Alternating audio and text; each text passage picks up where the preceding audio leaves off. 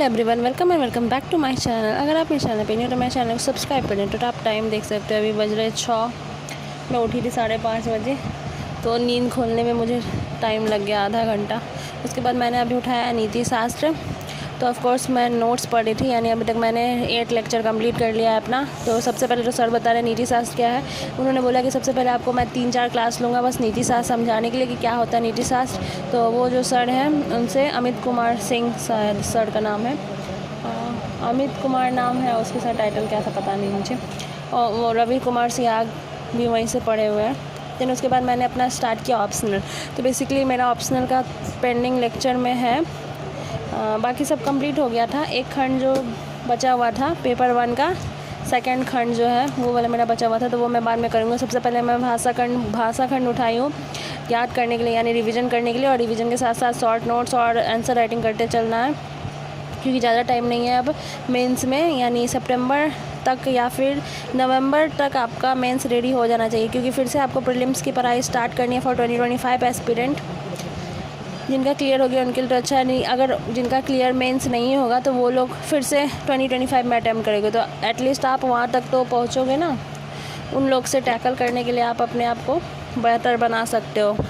उसके साथ ही मैंने PYQ बुक भी निकलवाए थे, PW के ही नोट्स जो डाले गए थे मैंने वही निकलवा रही है। और उसके साथ मेरे पास क्लास नोट्स है, क्लास नोट्स मुझे निकलवाना है, और PYQ देखते हुए, और ना मैंने टेस्ट भी निकलवाए थे। तो अभी फ्री में कहाँ पे आंसर राइटिंग करे को समझ में नहीं आ रहा है। और अभी मैंने मतलब मानक हिंदी वहाँ से स्टार्ट करना शुरू किया है। तो अब मैं आपको ना अभी दृष्टि का भी नोट्स दिखाऊंगी, कुछ नोट्स वहाँ पे भी था, तो मुझे फ्री में मिले तो मैंने डाउनलोड कर लिया। उसके साथ मैंने रखा है सिलेबस अपने पास ही, ताकि मैं सिलेबस में टिक लगाते जाऊँ जो जो मेरा टॉपिक कंप्लीट होता है, क्योंकि अब तो बहुत जल्दी जल्दी करना पड़ेगा, क्योंकि ज़्यादा टाइम भी नहीं है और ऐसे ओझल होगा ना टाइम की पता भी नहीं चलेगा।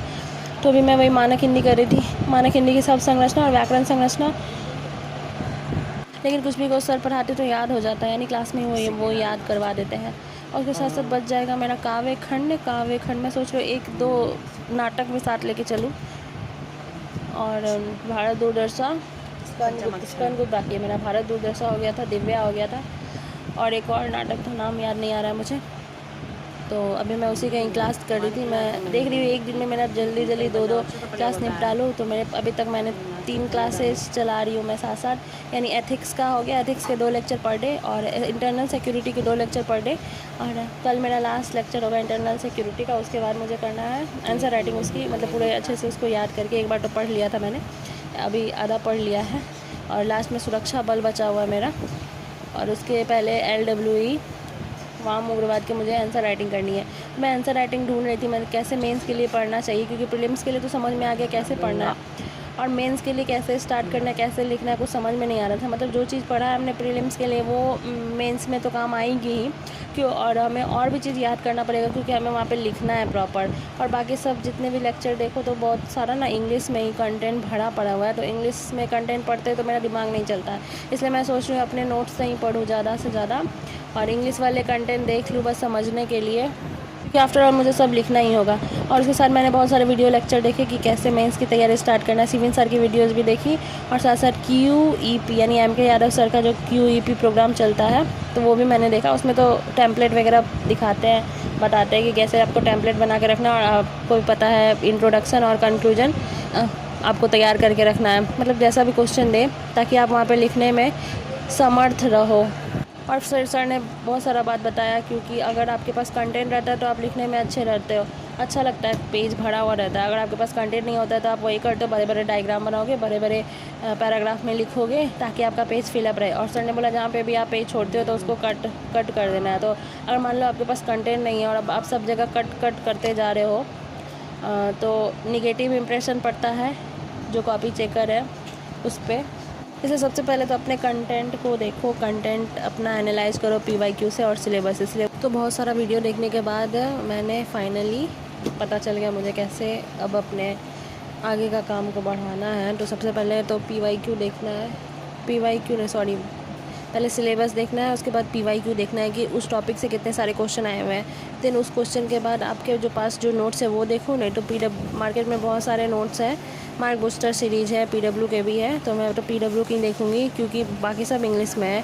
और मेरे पास जो है प्रहार मेंस का 2023 वाला ही है, तो उसमें भी सेम ही है कंटेंट। 2024 वाला तो अभी हमारे बैच में नहीं डाला हुआ है, तो 2023 वाले से ही करेंगे। और अभी हम दृष्टि का कुछ है ना, दृष्टि IAS का जो बुकलेट आता है, 12 बुकलेट होता है हिंदी लिटरेचर का, तो उसके PDF मेरे पास पहले थे, पता नहीं अभी मैं ढूंढ रही तो मुझे नहीं मिल रहा है। तो उनके ना 2 बुकलेट होते हैं प्रश्न वाले, पेपर 1 पेपर 2 के, तो वो मैं ढूंढ रही हूँ, तो वो नहीं मिला मुझे, कुछ और PDF मिल गया तो भाषा खंड वाला ही PDF मिला है, तो यहाँ मैं अपलोड कर दी हूँ अपना टेलीग्राम चैनल पे, आप चाहो तो देख सकते हो जाके।